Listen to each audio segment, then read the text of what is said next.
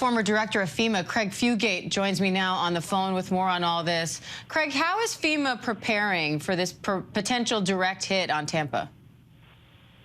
Well, again, I like to remind everybody, it's just not Tampa. You got Bradenton, Sarasota, Port Charlotte, all the way down to Fort Myers. All these areas are looking at life-threatening flooding.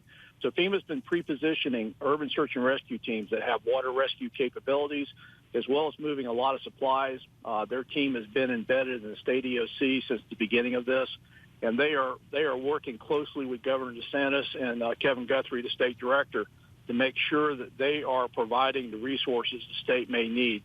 And the priorities will be search and rescue, then basic commodities, expecting widespread power outages, and then looking at the immediate aftermath and what additional assistance will be needed. But right now everything's focused on getting people to evacuate, to minimize the need for search and rescue, but they are gearing up for that to support the Florida teams that are also prepared to do search and rescue in the aftermath of the hurricane.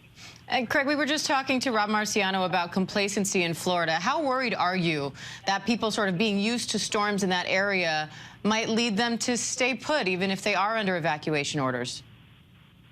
Well, again, I think, Hurricane Irma came up through there. They've had a couple of tropical storms, but they've not seen this kind of storm since probably 1921. And they certainly have not seen the storm surge that they're about to experience. And again, while there's a lot of focus on the Tampa Bay, just south of there, Bradenton, Florida, Manatee County, Sarasota, and the islands and the barrier islands down there, all the way down to Port Charlotte, they've not experienced this in most people's lifetimes. So these evacuation orders aren't just, a precautionary thing. This is really about life-saving. We know that water is the biggest killer in hurricanes. Storm surge is the most deadly aspect of hurricanes. We're getting all of the impacts of this storm. But storm surge right now is what everybody on the local level is focused on, getting people to move to higher ground, and that time is running out. And we know that the tracks of these storms can always change. So what are you watching for as you continue to get updates on that? Well, I think that's the thing you got to keep telling people is don't look at, as Max Mayfield, the former director, said, don't look at the skinny black line. Hurricanes are an area impact, hundreds of miles across. As you already reported, we've got tornadoes in the Florida Keys, tornado watches up across all of South Florida. We're looking at extensive rain across the state, high winds. The slower the storm goes, the worse the inland flooding can be.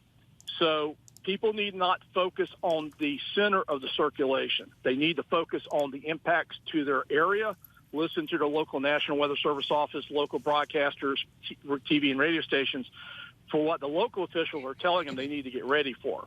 But again, the point is a hurricane is not a point on the map. It's not the center of circulation. It is an area-wide impact, and those impacts are storm surge to heavy rainfall to strong gusting hurricane force winds to tornadoes across the state, and this will be a multi-day event as reported earlier. So based on the current forecast, what kind of damage do you expect to see from this storm?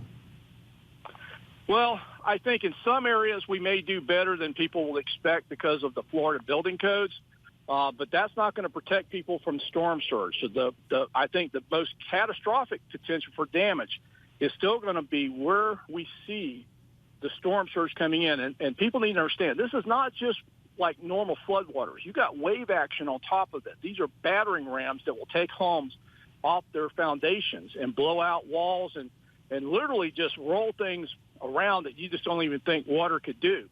While people think wind's the most powerful part of a hurricane, water is the most deadly, and storm surge actually has more power and destructive damage for these coastal communities. So what's your message to anyone who's considering riding out this storm? Don't. It is, again, I've listened to 911 calls of people who stayed behind in evacuations from Hurricane Ivan in 2004 when it struck the Florida Panhandle.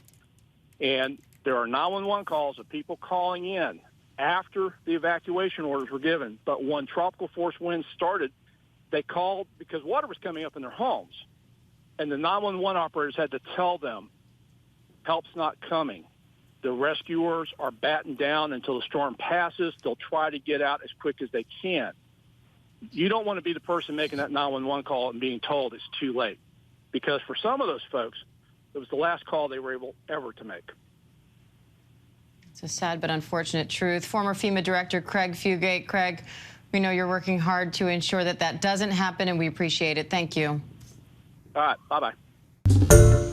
Hi, everyone. George Stephanopoulos here. Thanks for checking out the ABC News YouTube channel. If you'd like to get more videos, show highlights, and watch live event coverage, click on the right over here to subscribe to our channel. And don't forget to download the ABC News app for breaking news alerts. Thanks for watching.